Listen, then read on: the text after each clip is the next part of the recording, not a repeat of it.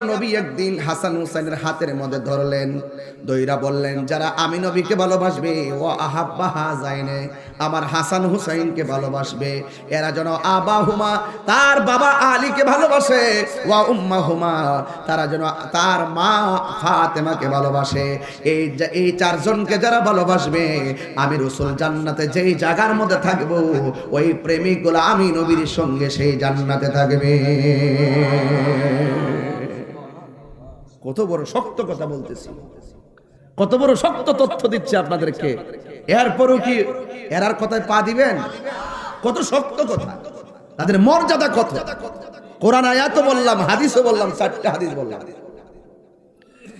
এই জন্য চারজনের মধ্যে 1 নম্বর হলো মৌলা আলী রাদিয়াল্লাহু তাআলা আনহু,